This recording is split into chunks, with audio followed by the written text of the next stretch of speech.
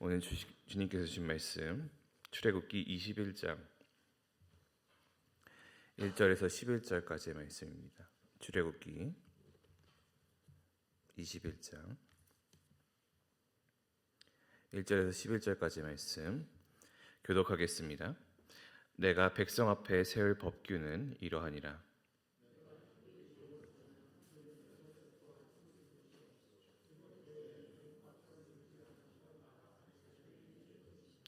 만일 그가 단신으로 왔으면 단신으로 나갈 것이요, 장가가 들었으면 그의 아내도 그와 함께 나가려니와.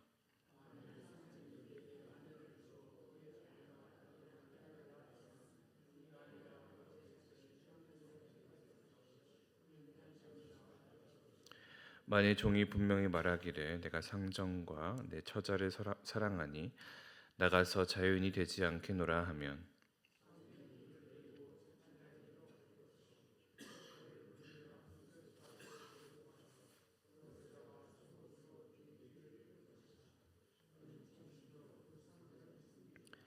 사람이 자기의 딸을 여종으로 팔았으면 그는 남종같이 나오지 못할지며,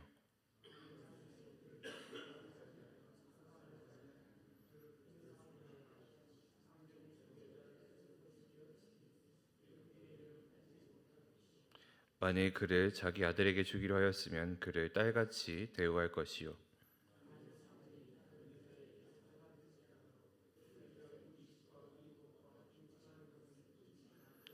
함께 있습니다. 그가 이 세 가지를 시행하지 아니하면 여자는 속전을 내지 않고 거저 나가게 할 것이라. 아멘. 출애굽기 21장은 하나님께서 이스라엘 백성들에게 주신 여러 율법을 다루면서 특히 종에 대한 규례를 담고 있는 내용입니다. 앞서서 구절들을 보시며 이제 20장 내용들을 보시면 주님께서 이스라엘 백성들에게 10계명, 10가지 계명을 주시고 그것을 따를 것을 명령하셨습니다. 그리고 이스라엘 백성들은 하나님의 그 명령들을 보고 듣고 이제 두려워하였다라는 것이 앞에 내용이고, 이후 제시된 것이 하나님께 제사하는 것에 대한 내용입니다. 하나님 사랑의 실천법이라는 것이죠. 그리고 하나님 사랑이 등장했다면 이제 무엇이 나와야 되냐 한다면 이웃 사랑이 나와야 되겠죠. 그리고 이 이웃 사랑에서 대해서 등장하는 첫 내용이 오늘의 본문이라 이렇게 해석할 수 있지 않을까 생각됩니다. 그 참 이상하게도 그렇게 처음으로 시작하는 이웃 사랑의 첫 내용이 종에 대한 내용입니다. 우리는 하나님께서 이렇게 우리에게 주셨던 그 이스라엘 백성들에게 주셨던 율법의 규정들을 통해서 하나님의 성품을 돌아볼 수 있습니다. 특별히 당시에 고대 근동에서는 노예 제도가 참 일반적이었던 그런 상황이었었고, 또 이스라엘에게 주신 하나님의 법은 그런데 그 노예 제도와는 조금 다른 원칙을 가지고 있음을 오늘 본문을 통해서 우리가 알 수 있는 것이죠. 분명히 하나님께서는 종의 신분을 가지고 있는 그런 히브리인일지 모르지만 하나님께서는 이 히브리인들을 긍휼히 여기시고 존엄을 지켜주시는 분이셨습니다. 그것이 오늘의 본문에서 나타나고 있는 이 히브리인 종들에 대한 이야기고, 오늘 본문을 통해서 우리가 하나님께서는 어떠한 분이신지, 또 그 삶에서 하나님께서 우리의 삶에 어떻게 그렇게 긍휼을 베푸시는지를 보여주시는지를 함께 살펴보기를 원합니다. 오늘의 본문은 이렇게 1절에서 하나님의 명령으로 시작이 됩니다. 내가 백성 앞에 세울 법규는 이러하니라. 사실상 10계명을 먼저 보여주시고 그 다음으로 이제 먼저 맨 처음으로 이 말씀하시는 것이 이 법규라는 내용입니다. 오히려 앞서서 하나님께서 제사에 대해서 이야기를 하신 것, 하나님을 섬기는 것에 대해 이야기하시는 것은 법규에 속하는 그런 내용은 아닐 수 있다라는 거죠. 대신에 이제는 너희가 지켜야 하는 것들에 대해서 하나하나 말씀하시는데, 그때 처음으로 이야기하시는 것이 히브리인 종들에 대한 내용이라는 것입니다. 이제 하나님께서 이야기하는 것이 이스라엘이 받은 삶의 원리, 하나님이 주시는 율법이라는 거죠. 오늘 본문 2절은 이렇게 이야기합니다. 내가 히브리 종을 사면 그는 6해 동안 섬길 것이요 일곱째 해에는 몸값을 물지 않고 나가 자유인이 될 것이며 라고 말씀하시죠. 히브리인이 종이 된 경우에 그들의 종살이 기간을 제한하여서 7째 해에는 그들이 자유롭게 해방될 수 있도록 하라라고 하나님께서는 명령하십니다. 우리가 나중에 다른 성경 본문을 보게 되면 알 수 있지만 사실은 희년이라는 개념과 참 유사한 모습을 보여주고 있는 것이 이 6해를 보내고 7째 해에 자유를 얻게 되는 것과 관련되어 있지 않을까 생각이 됩니다. 이렇게 하나님께서는 히브리인 종들에게 종살이의 그 탈출을 할 수 있는 기회, 감면의 기회, 그리고 새로운 시작의 기회를 이야기하셨습니다. 따라서 하나님께서는 히브리인들이 이 자신의 백성들이 영원한 종으로서 살아가지 않도록 보호해 주시죠. 그리고 이스라엘 백성들이 비록 종으로 팔려갔을지라도 그들이 주인이 그를 종으로서 샀을지 모르지만 이들이 하나님의 백성이라는 그 정체성을 늘 가지고 살아갈 수 있음을 갖게 하고 또한 그 삶에 대한 희망을 갖게 하며 그렇게 하나님께서는 이 히브리인 종들에게 존엄을 존중받을 수 있게 하셨고 억압 속에서도 자유와 소망을 품을 수 있도록 하셨습니다. 영원한 종이라는 그 삶은 너희에게 존재하지 않을 것이다. 너희의 그 종로로 타는 것이 반드시 맞춰질 것이다. 그것을 하나님께서는 이스라엘 백성들에게 말씀하십니다. 이어서 3절에서 6절 말씀은 종으로 팔려온 사람이 결혼하여 가족이 생긴 경우에 대해서 말씀하십니다. 이 법은 종의 가족 관계를 보호해 주시고 또한 종이 일정 기간 후에 가족과 함께 살아갈 수 있는 그 권리를 지켜주는 내용입니다. 또한 종이 주인에게 만약 남기를 원한다면 그가 스스로 주인에게 남을 수 있는 선택을 할 수 있도록 스스로 할 수 있도록 자유도 허용하게 되죠. 이 규정은 하나님께서 종이라도 그들이 가족과 함께 할 권리 그리고 자신의 의사에 따라서 선택할 수 있는 자신의 삶을 선택할 수 있는 자유를 존중하고 계심을 보여주게 됩니다. 하나님께서는 이스라엘 백성의 인간의 그 존엄을 보호하시는 분이시고 비록 종의 신분일지 몰라도 하나님의 은혜 안에 자유를 경험할 수 있도록 하시는 분이심을 보여주고 있습니다. 특별히 5절과 6절을 보면 이렇게 되어 있습니다.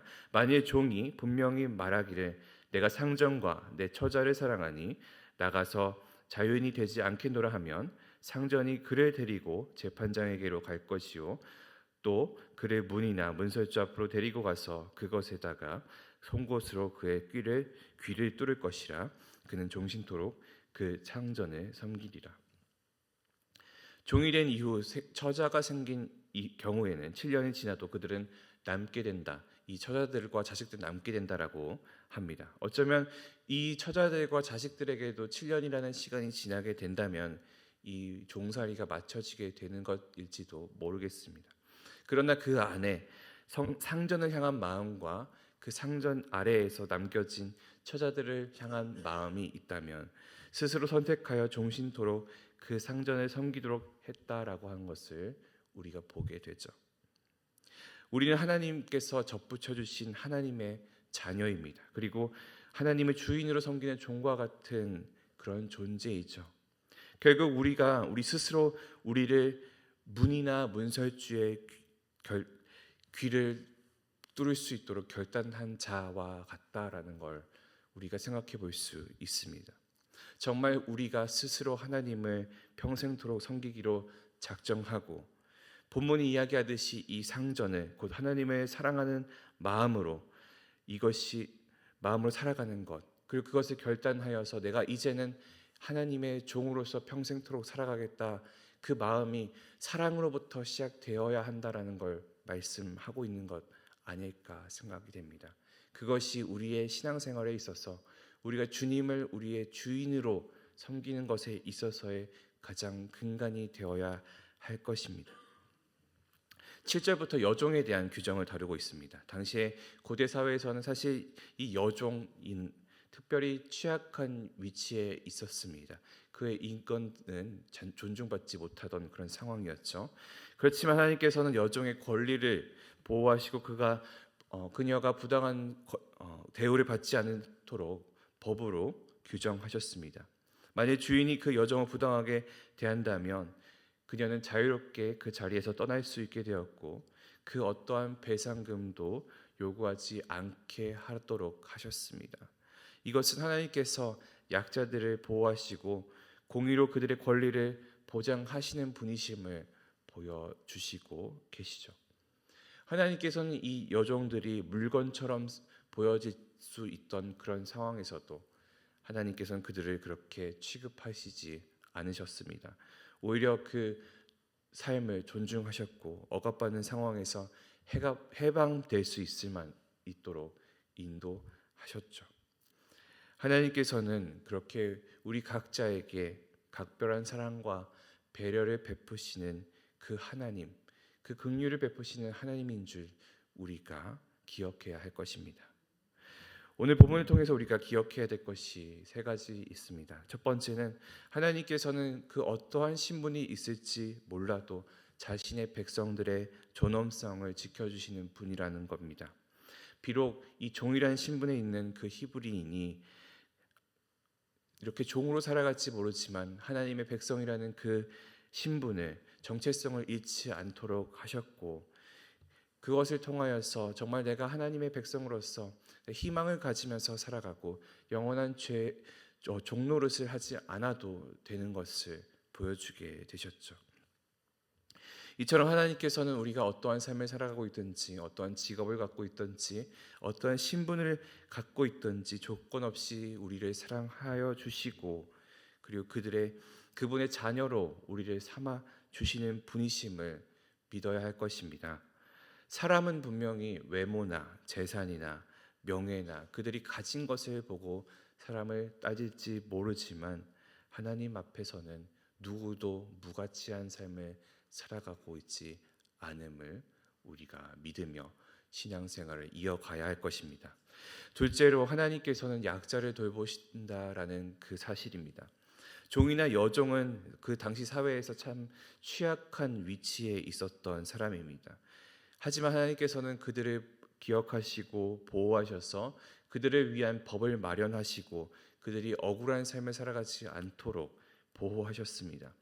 이처럼 하나님께서는 우리에게 우리의 삶에서도 약한 자들에게 또 억눌린 자들에게 돌보심을 베풀어 주시는 분이시고 또 우리의 삶에서도 마찬가지로 우리는 우리 옆에 있는 연약한 자들에게 도움이 필요한 자들에게 하나님의 마음을 가지고 약자를 품고 돕고 배려하는 삶을 살아야 할 것을 그들을 기억하며 살아야 할 것을 하나님께서는 말씀을 하시죠.